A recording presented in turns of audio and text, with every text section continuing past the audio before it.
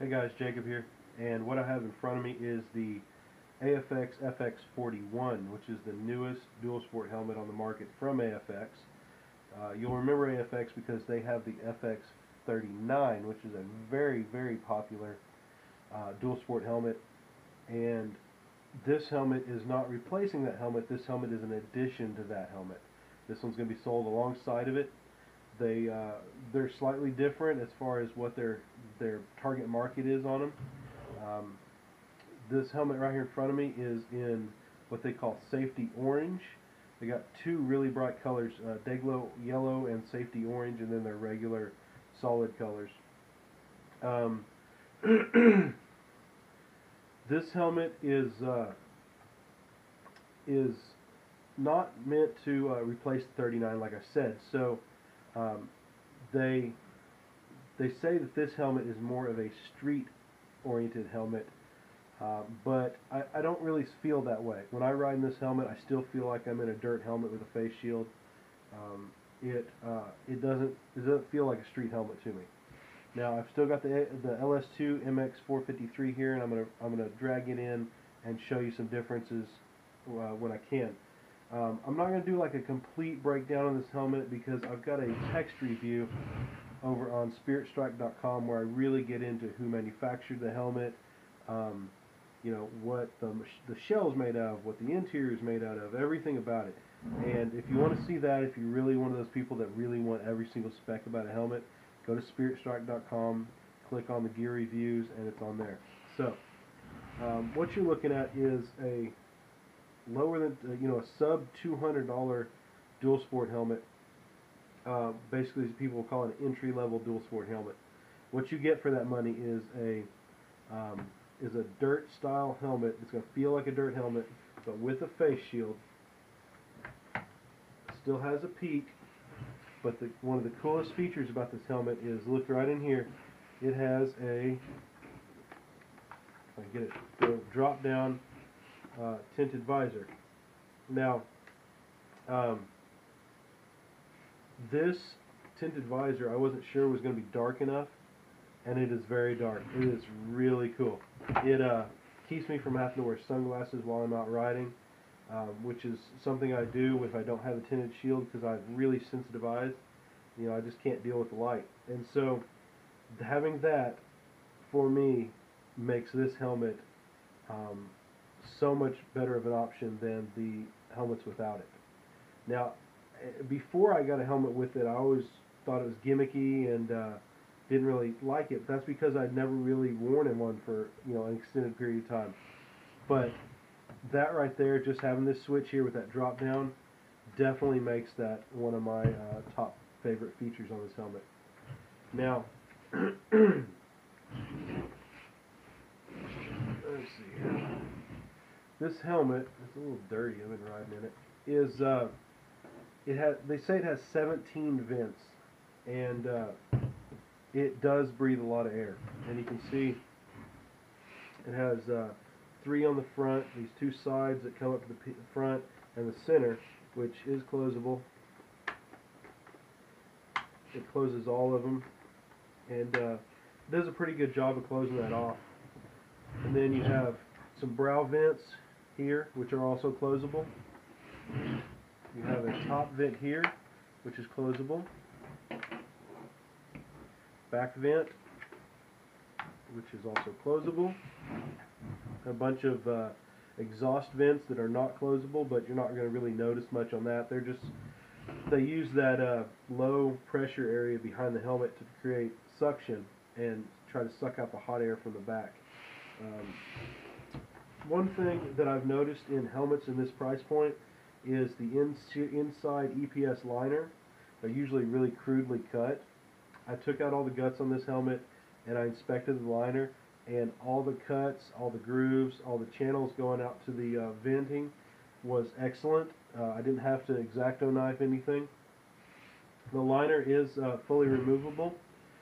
It's kind of a pain to get back in because you have to get these clips shoved in up here and around the sides and stuff to get it to fold around.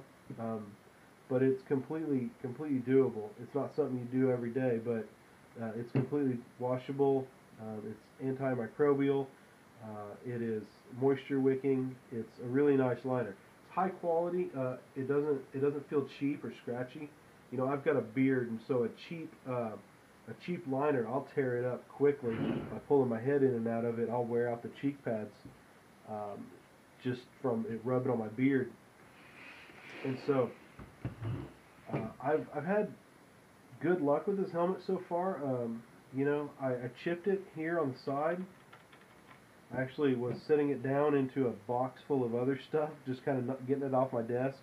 And as soon as I did it, I'd seen that I did it, and actually, so that's something for you to know. This Peak is actually white with a paint over it, and I actually figured the Peak was probably molded with that color in it. So I was actually surprised on that. Now I'm not too worried about that Peak chipping. You know, you kind of expect the finish on the Peak to not be as high quality as the finish on the actual helmet, and I can already tell there's a difference in the color slightly. This is slightly lighter, whereas this is more of a rich color, has that clear coat on it. This does not look like it has a clear coat over it. So, you know, it's something to be expected with a helmet that is going to only run you, you know, between $120 and $160 at this time. I mean, the price may fluctuate some, but anyway, I've really liked this helmet, and you know, I can't compare it to a $400 or $500 helmet and feel comfortable about that, because I mean, I've got a Shoei, and I've rode and I've worn other nice helmets, and you know, I can say that this helmet is very comfortable.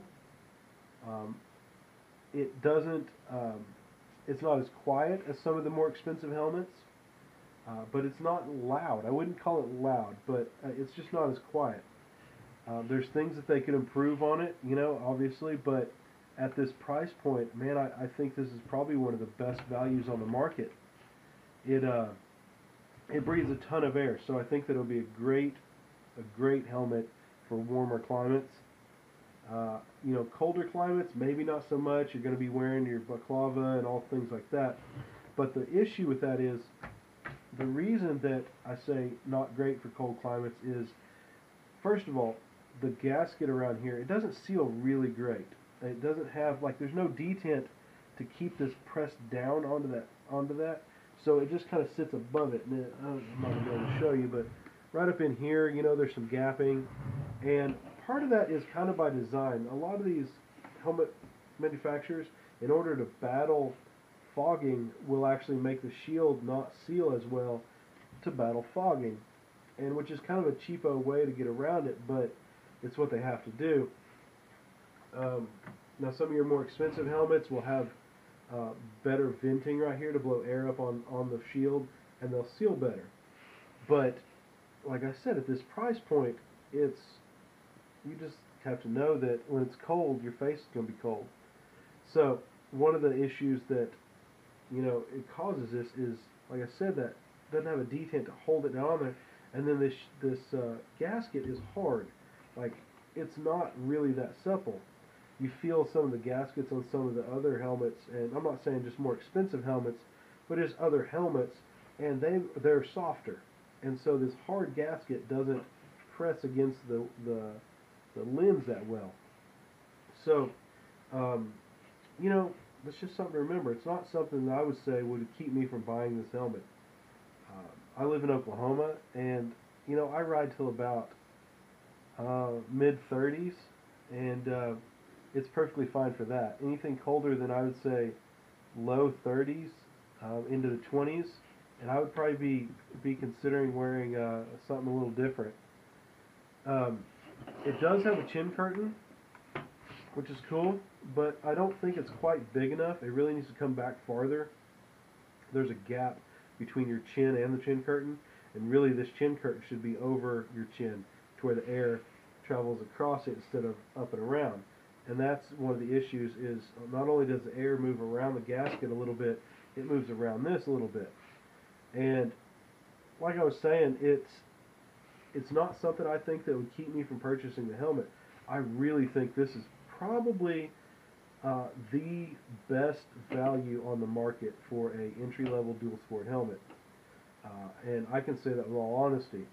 I review a lot of helmets. I get to handle a lot of helmets, and you know, feeling this one, getting to mess with it for you know, a couple months now, and I really have grown to like it. The LS2 I still use for my vlogging and stuff like that because it already has my mic, my camera, and everything in it. As you can see, this helmet, I have nothing on it, and I've been using it for my daily commuting because I can just grab it and go. I don't have to worry about, do I have my Bluetooth, or you know, is my mic out of the way, or did I grab my camera, is the cord tucked in, you know, things like that. While I got it flipped over, I want to show you one of the other cool features, and that's this ratcheting helmet closure. Now, some of you might not like this, and then some people that will say they won't like it have never tried it. If you've never tried this, it's really cool. That quick, just to stick it on. If you want to take it off, you pull the tab, and it pulls right out. So whenever you're just sticking your helmet on to, you know, go for a ride, all you gotta do is just slide it right up there and it locks in. That's perfectly fine. And if you really want some security, there's this deal here where you take and you put the red tab under it to where you're not able to pull the tab to release it. I don't ever do that, but you know, half the time I keep my chin strap loose on all my helmets so I don't have to release it. Anyway, that is a really cool feature, and like I said before I got this, I didn't think I would like this, but it's excellent. Okay, so I'm going to talk about some of the differences between this helmet and some of the other helmets on the market. First of all, when they swapped from the 39 to the 41, or when they brought this one out, they moved the peak where it connects from covering up the shield to up here out of the way, to where you can change the shield without having to remove the peak, which is on the LS2 you have to remove the whole dang shield or peak to remove the shield. And you got to do the same thing on the FX39, which is kind of a pain. This is cool. The only bad thing is they didn't put a quick release on it like some of the other helmets. This helmet, you still have to remove the screw on both sides. So that's kind of a pain. So you can't just carry a spare shield in the trunk and toss it on there. But you don't really need it with the drop-down visor. I mean, to me, I just leave the clear on. That's what I do. But another thing that is different as far as from this helmet to that helmet, because these are my two most recent helmets I'm reviewing, that LS2 helmet has a very, very comfortable interior. And this AFX is a very comfortable interior, but they're shaped a little different. That one's more of an intermediate oval. This is a little bit between an intermediate oval and a round oval helmet. So those of you with a round head, this will fit you. Or if you're a long oval, I would say probably not on this AFX. Maybe shoot for the 39. But intermediate ovals down to round ovals, you'll be perfectly fine in this helmet. But one thing that bugged me about that helmet, and I had to fix it like within the week I got it, was they use like a Velcro on these covers to keep this from touching your face.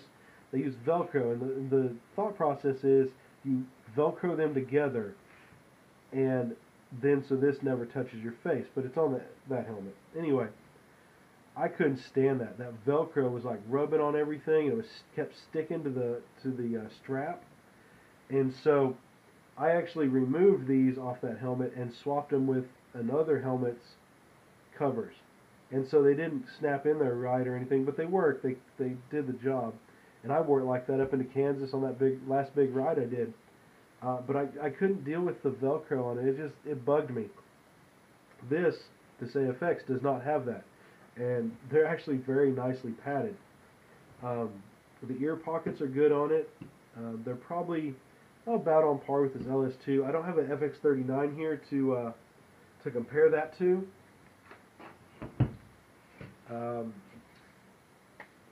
Okay, well, I'm going to talk about how it rides, and then I'll quit this little review.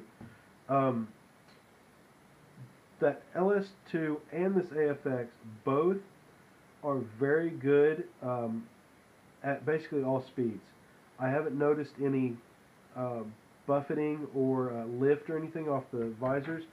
These newer helmets people are coming out with are getting really good at how they vent the air through, and that's by putting the thickest part of the helmet up here, but leaving this back here closer to the helmet, or sorry, the thicker part of the visor up here, and leaving this all open for the air to travel through. You can't have this solid back here; it'll cause a lot of drag.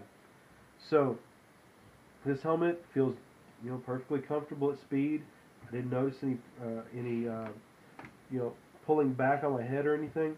Now when you turn your head, the air's gonna catch the side, and it's gonna force your head to the side. But as soon as you turn your head back straight, it's perfectly fine. One thing I want to mention though about that, I ride a motorcycle with no windshield. So if you ride a motorcycle where the air comes up and it's hitting your helmet, this is not going to work for you, because what you're doing is forcing a stream of air at your helmet. And if you're forcing a stream of air at this, you're going to get lift. But if your helmet is in clean air or tucked completely behind the windshield, then you're perfectly fine. Me, I don't like windshields on my bike usually. I can see where some people like them, but I like to be in perfectly clean air. And these helmets, they work great for me. But that's one thing to remember: if you got a big windshield that's hitting you in the helmet, you're not going to like these. So that being said, if you have any questions about this helmet, put it in the comments below, and I'll try to answer them. I know a lot of people are very critical on these entry-level helmets, and one problem they have is they try to compare this helmet to a $450, $500 Shoei or AGV or an Icon variant or something. And you can't compare a helmet at a $150 price point to a helmet at a $399 or $499 price point. You can't do it. But I compare this helmet to, I don't compare this helmet to those. I try to see what else is in the market at that price point, and if this helmet did way better than other helmets in that price point, I'd tell you, or if it did way worse. But I can honestly say that I think this helmet is an excellent value for the money. Now, I'm going to put a link in the description below for where you can find that detailed report over on Spirit Strike or review, so you can see exactly everything you want to know about this helmet. I'm also going to put a link in the description below on where to buy this helmet if you'd like to. If you buy it through Amazon, they are usually the cheapest price, most of the time. I have found that they're pretty much on par with the other motorcycle dealers. I'm going to put a link in the description for the Amazon where you can purchase this helmet. If you purchase from there, I appreciate it. If you find it cheaper somewhere else, buy it from there. It's not going to hurt my feelings. But anyway, I hope you enjoyed this review. Put it in the comments below if you have any questions about it. If you liked the video, click like. And thank you for subscribing. I'll see you all in my next review.